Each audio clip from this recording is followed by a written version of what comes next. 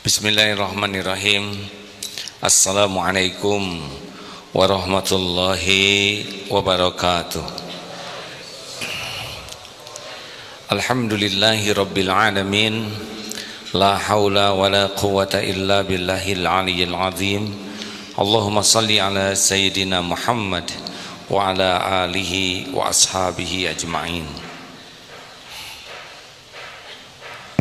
Bismillahirrahmanirrahim. Kitab Al-Hikam nomor 254. Al-mu'minu yushgiluhu thana'u 'ala Allah ta'ala an yakuna li nafsihi syakiran wa yushgiluhu huququllahi an yakuna li hududhihi dzakiran. Seorang mukmin sibuk memuji bersyukur kepada Allah sehingga tidak sempat memandang diri atau memuji dirinya sendiri, sebagaimana ia sibuk menunaikan kewajiban-kewajiban terhadap Allah sehingga lupa kepentingan diri. Afdalud doa, alhamdulillah. Doa yang paling afdal adalah alhamdulillah. Segala puji hanya milik Allah, hanya bagi Allah. Sesungguhnya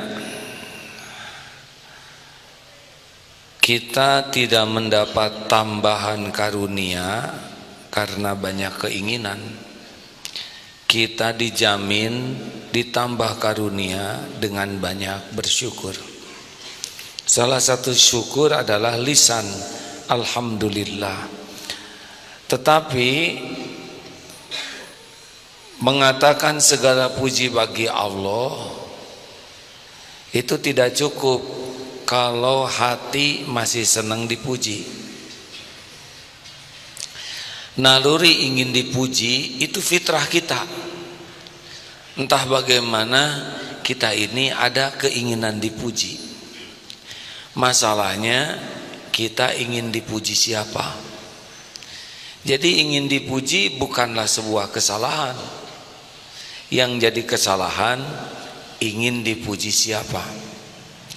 Pilihannya adalah dipuji makhluk atau dipuji Allah.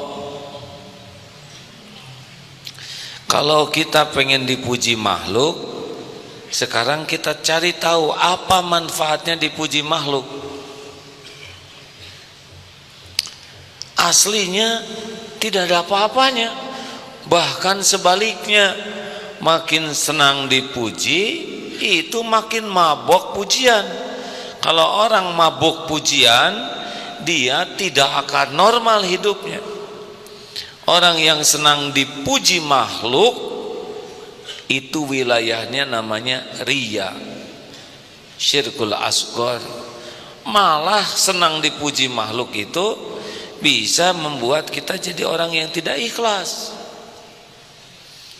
Jadi pujian makhluk itu sampai Rasulullah SAW pun menganjurkan menaburkan pasir kepada orang yang senang memuji kita, tidak proporsional, yang membuat kita tertipu.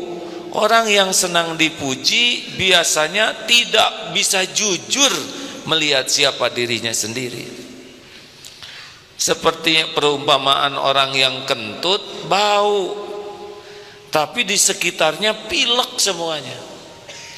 Tambah orang yang sedang pilek itu pengen diberi sesuatu oleh yang kentut itu, dia bau tidak, malah harum. Saking banyaknya orang yang nyebut harum sampai dia merasa kentut dia harum, padahal bau. Giliran ada yang nyebut bau, dia tersinggung dan marah. Bayangkan, untuk kebenaran saja dia marah. Itulah bahaya pujian. Suatu saat Luqman Hakim mengajari anaknya naik keledai menuju pasar. Yang pertama naik bapak, dituntun oleh anak. Sampai sebuah bukit ketemu sekelompok orang. Ini bapak tidak punya perasaan. Dia enak naik keledai, anak nuntun, zolim. Akhirnya bapak turun, anak yang naik. Sampai bukit selanjutnya ketemu lagi sekelompok orang yang berbeda. Ini anak kurang ajar, tidak tahu sopan santun, masa dia naik bapaknya turun. Akhirnya naik berdua. Sampai bukit ketiga ketemu lagi sekelompok orang. Ini orang tidak berperi kekeledaian. Keledai satu dinaikin duaan, salah lagi. Akhirnya turun dua-duanya sampai ke pasar. Kata orang, ini orang blow on, punya keledai nggak dinaikin. Demikianlah manusia. Kalau kita ingin dipuji manusia, tidak ada habisnya, karena tiap orang sudut pandangnya berbeda-beda. Makanya rekan-rekan sekalian, mujahadah penting dalam hidup kita adalah mujahadah lepas dari ingin dipuji makhluk. Itulah sebabnya sesungguhnya AA cemas kalau ada di antara santri yang berprestasi lalu dipuji. Dulu ada salah seorang santri kita SMP ikut pertandingan di TV dan menang jadi juara kedua. Waduh, itu berbahaya sekali, karena dia bisa merasa dirinya sudah bagus, padahal sekelilingnya tahu bagaimana keadaan yang sebenarnya. Pujian orang itu tidak identik dengan orang yang terpuji dalam pandangan Allah. Mari kita latih untuk melepaskan diri dari ingin dipuji makhluk, tapi berpuaslah ingin dipuji Allah. Apa bedanya? Orang yang pengen dipuji makhluk cenderung membagus-bagus topeng, aksesoris, bungkus, penampilan, cover. Orang yang senang dipuji orang cenderung dia akan ngebagus-bagus topeng. Bukan tidak boleh punya topeng yang bagus, tapi isi yang harus lebih bagus. Jadi kalau orang senang dipuji makhluk, pasti orientasinya yang dibagus-bagusin duniawi. Tapi kalau orang yang ingin dipuji Allah, walakinnallaha yanzuru ila qulubikum wa a'malikum. Orang yang pengen dipuji Allah, dia akan lebih sibuk membagus-bagus hati dan membagus-bagus amal.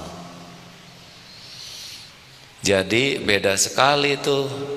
Makanya kita lihat orang yang senang tampil, senang popularitas, senang dipuji, senang dikagumi, sebetulnya dekat sekali dengan sifat munafik.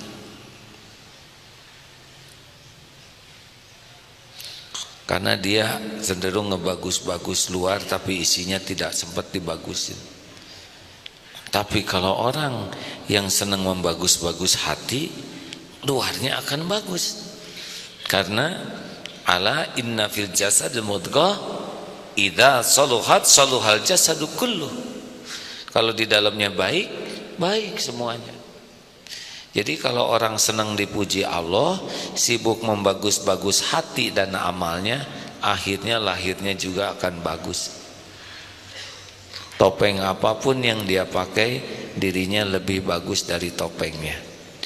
Maka hadirin, marilah kita sibuk ingin dipuji Allah dengan cara salah satunya adalah sibuk memuji Allah. Alhamdulillahirabbil alamin.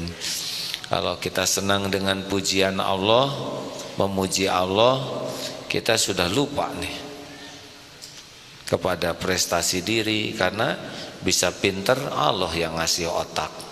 Bisa sehat, gagah, kuat, Allah yang ngasih kekuatan. Bisa punya kekayaan, Allah yang ngasih kekayaan.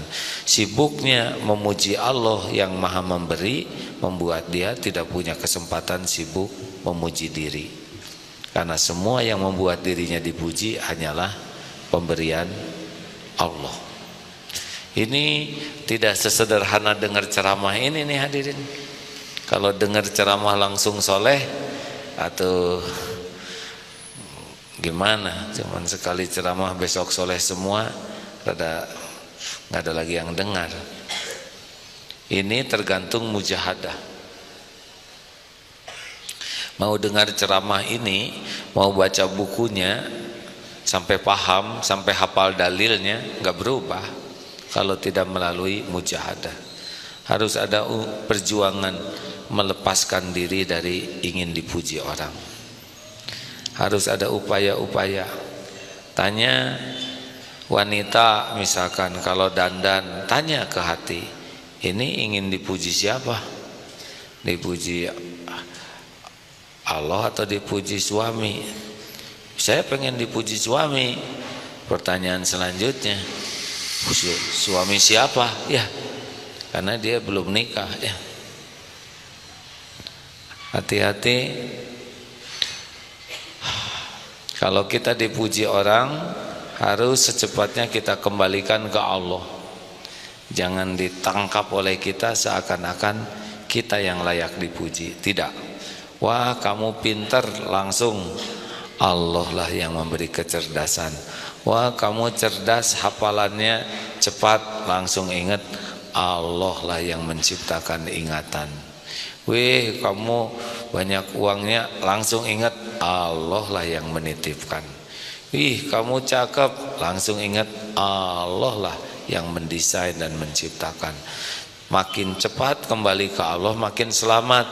Makin delay, telat ke Allahnya, makin masalah.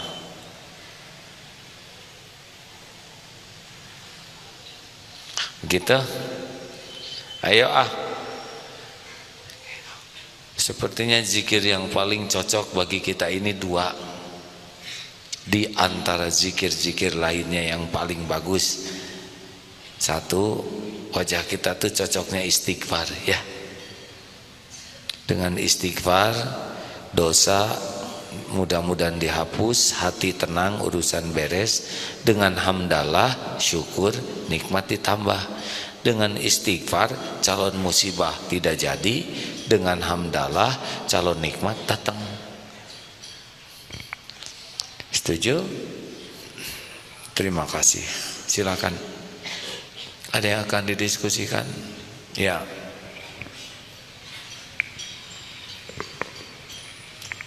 Bismillahirrahmanirrahim. Assalamualaikum warahmatullahi wabarakatuh. Saya Habib dari SMK. Pertanyaannya seperti ini Jadi bagaimana kalau misalnya kita melakukan suatu hal, tetapi melakukan hal itu orang lain itu membuat ladang untuk kita dipuji, tetapi lebih baik kita nungguin dulu, nunggu orang nggak ada baru kita melakukannya, atau gimana kita lakukan langsung karena kita ngerasa karena Allah, atau gimana lebih baiknya? Jadi yang namanya ikhlas itu ada di 3 tempat.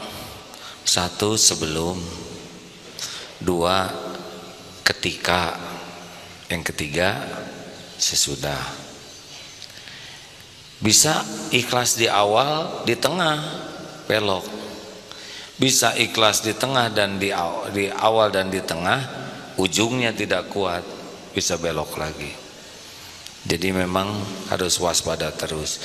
Nanti kalau sudah mengenal Allah dengan baik, tidak pusing. Ada orang tidak ada orang sama saja, karena yang menilai adalah Allah. Sebetulnya kalau ada orang semangat, tidak ada orang tidak semangat, itu ciri-ciri tidak ikhlas. Kalau dipuji semangat, tidak dipuji tidak semangat, dicaci patah semangat, jelas dia tidak ikhlas. Jadi ini ada mujahadahnya. Mujahadahnya yang 5 itu. Masih ingat? 1, jangan ingin diketahui orang. Kalau ada orang tahu ya nggak apa-apa, tapi tidak harus semuanya ingin diketahui orang. Benar ada yang layak diketahui ya. Seperti ini santri ke masjid dilihat orang ya nggak apa-apa. Tidak usah masuk ke got lalu keluar dari toilet malah bau ya. Akhwat ke masjid karena tidak mau diketahui orang lain berangkat jam 2 subuh, dari sana tuh, karena pakai mukena dan becek, jadi loncat-loncat kan jadi fitnah. Dan tidak harus semua diceritakan, tapi kalau memang lebih baik diceritakan, ceritakan saja. 2, jangan ingin dilihat orang. Kalau dilihat orang dengan tidak dilihat orang berbeda, itu ciri-ciri tuh nggak ikhlas. Kalau dilihat orang bagus sholatnya, tidak ada orang gesit, ada orang di sebelah sedekahnya banyak, tidak ada orang malah ngorekin kotak sedekah.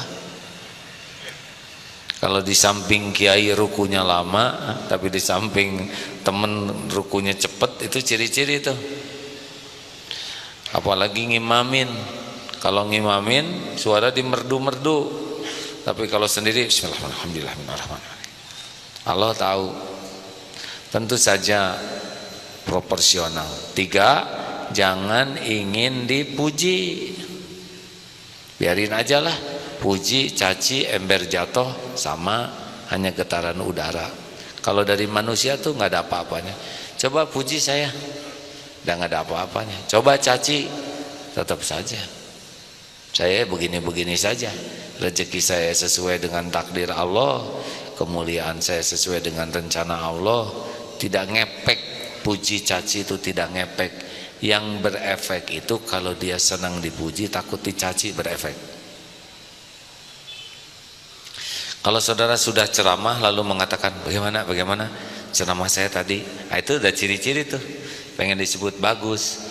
Terus ada yang nyeletuk ini, ya lumayan lah, oh kamu mah nggak punya selera gitu, karena dia pengen disebut bagus. Jadi waktu coba beri saya masukan, kadang-kadang dibalik itu tuh lagi ngarep-ngarep, wah kamu tadi bicaranya, pidatonya keren, bagus dan gembira, tidak ada apa-apanya. Udah nggak usah ditanya, kecuali kalau memang mau cari masukan yang asli. 4, jangan ingin dihargai.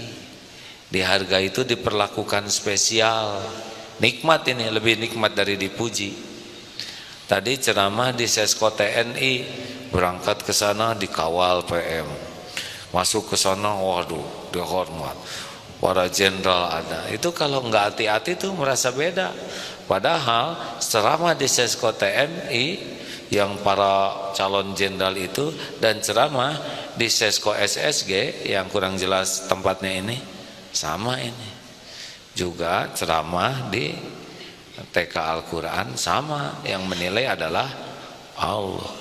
Ceramah di Istana Negara dengan ceramah di Astana Anyar sama-sama yang menilai adalah Allah. Kalau kita merasa keren ceramah di sana dan merasa terhina ceramah di RW 2 Jalan Cikemeh di samping sungai kecil yang banjir, nah itu dia merasa ini nggak ada wibawa. Nah, kalau ceramah di tempat yang dianggap menteri, foto-fotonya dipajang, tapi ceramah di Musola Al-Ikhlas yang sedang pembangunan, dia nggak mau dipotret. Karena nah ini sudah gejala nih, bukan menilai orang lain, menilai diri aja ya. Kalau orang lain mungkin ada niat dakwah gitu.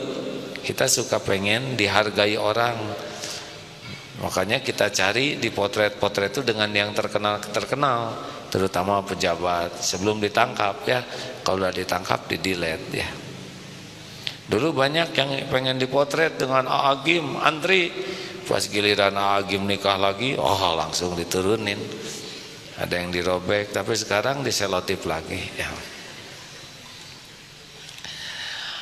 Hadirin, kenapa kita pengen dihargai? Karena merasa dihargai orang itu spesial, padahal yang spesial itu dihargai Allah. Banyak sahabat Nabi yang mulia tidak dikenal oleh orang-orang banyak, tapi mulia saja. Sahabat Nabi kan lebih banyak yang tidak dikenalnya daripada yang dikenal, benar? Tapi dikenal oleh Allah, penduduk langit pada mencintainya. Dan yang terakhir, latihan ikhlas, jangan ingin dibalas budi. Ya, dahlah nggak apa-apa, nggak usah nunggu-nunggu orang balas. Terima kasih juga nggak usah ditunggu.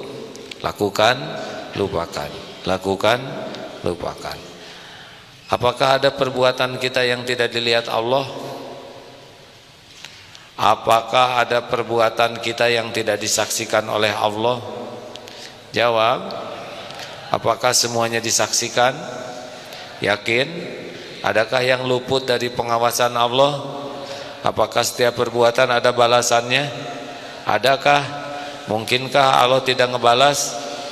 Mungkinkah balasan dari Allah kelupaan? Jawab. Mungkinkah ada yang kelewat? Ada yang ketukar? Mungkinkah ada yang meleset? Mungkinkah ada yang menghalangi? Mungkinkah ada yang bisa nolak? Kak, pasti ketemu tuh. Tenang aja, gak kemana-mana. Saya udah berbuat baik, malah saya diprasangka buruk. Ya gak apa-apa. Prasangka buruk kan bukan keburukan. Yang buruk itu kalau kita yang berprasangka buruk. Jadi ujian keikhlasan. Terus aja istiqomah. Allah kan tahu kita berbuat baik, benar? Kenapa saya berbuat baik malah saya disangka berbuat jelek? Nah, mungkin kita banyak dosa-dosa yang lain yang tidak sempat ketebus kecuali dengan kita berbuat baik, dihina orang. Gak apa-apa, konsisten saja berbuat baik. Saya sudah sedekah ke dia tapi dia tetap pelit. Ya gak apa-apa, itu kan pilihan dia. Pilihan kita ya baik saja. Terima kasih. Cukup ya. Ada pertanyaan ibu-ibu, akhwat? Mau dikasih bonus? Tidak apa-apa. Mau dikasih bonus? Telat. Saya ingin yang tadi jawabannya. Nih, Dek, pokoknya ingat rumus ini ya. Kalau hati lagi nggak enak, sakit, perih, nelangsa, nyesek, nunceleb, remuk redam, maka zikir yang paling pas adalah istighfar. Kenapa? Karena semua kepahitan diundang oleh dosa sendiri. Jangan mikirin orang yang nyakitin kitanya. Nggak selesai. Dia menghina saya. Memang dia menghina, dia melakukan dosa, tapi kenanya kita dihina pasti ada dosa kita yang ngundang. Lebih baik ngapusin sumber masalahnya. Kalau istri yang sudah nikah, istri marah, udah nggak usah jawab banyak, istighfar saja. Astagfirullah. Dimarah guru, guru jangan, astagfirullah. Mungkin kita marahin temen gak berani balas, Allah gerakin guru ngemarahin kita gak berani balas ya. Mungkin kita menghina teman, Allah gerakan nanti orang menghina kita. Semua maksiat yang kita lakukan, semua dosa yang kita lakukan pasti akan kembali ke kita. Enggak akan meleset, ngejar seperti peluru kendali, enggak bisa berkelit kita kecuali dengan tobat. Pokoknya bikin maksiat sekecil apapun pasti dilihat Allah, bikin maksiat sekecil apapun pasti ada balasannya kecuali diampuni Allah. Tobatlah. Makanya hadirin seluruh santri di sini, cobalah kalau Rasulullah SAW 100 kali sehari, kita mungkin minimal 1000 lah ya, kurang lebih 1000. Kalau 1000 itu dibagi-bagi jadi lebih mudah. Setiap kali sholat 200. Nah 200 dibagi 2, sebelum dan sesudah sholat. Kalau sebelum sholat sambil nunggu istighfar 100 kali. 100 kali itu pendek, seperti subhanallah, alhamdulillah, Allahu Akbar 33, masing-masing udah 100 tuh kalau ditambah la ilaha illallah. Benar? Sebelum, sesudah, sehari 1000. Coba ya, perbanyak istighfar. Dan kalau mau ditambah perbanyak hamdallah. Allahumma sholli ala sayyidina Muhammadin wa ala alihi wa ashabihi ajma'in. Alhamdulillahi rabbil alamin. Ya Allah, segala puji hanya milik-Mu. Cabutlah dari diri kami ya Allah keinginan dipuji oleh makhluk-Mu. Cukupkan hati kami selalu ya Allah hanya ingin diridhoi oleh-Mu. Ya Allah, ampuni sebusuk apapun, sebanyak apapun dosa dan maksiat yang siang malam kami lakukan. Engkau pasti melihat semua maksiat kami. Ampuni dosa yang terang-terangan, ampuni dosa yang sembunyi-sembunyi, ya Allah. Ampuni yang tidak sengaja, ampuni dosa yang sengaja kami lakukan.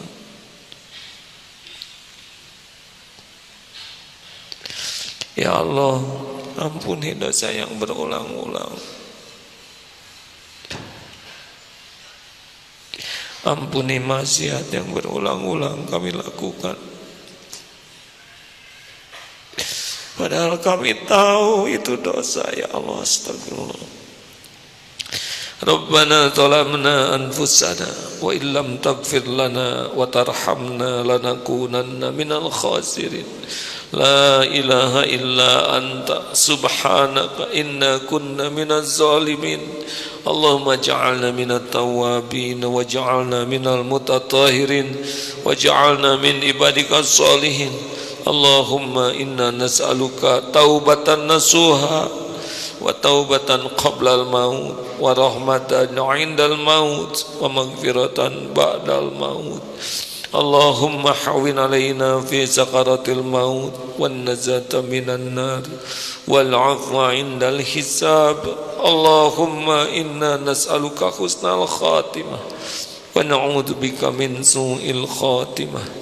Rabbana atina min ladunka rahmah wa hayyi lana min amrina rasyada. Allahumma ighfir lana wa li walidina warhamhum kama rabbawna shighara. Rabbana Allahumma ighfir lil mu'minina wal mu'minat wal muslimina wal muslimat al ahya'i minhum wal amwat. Rabbana atina fid dunya hasanah wa fil akhirati hasanah wa qina adzabannar. Subhana rabbika rabbil izzati amma yasifun wassalamun alal mursalin walhamdulillah. Terima kasih hadirin. Banyaklah istighfar hadirin, benar-benar banyaklah istighfar.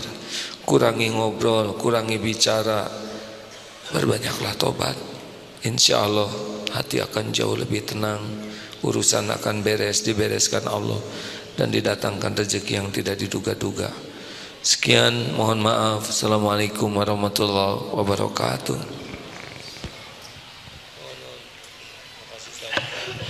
Makasih kawan-kawan.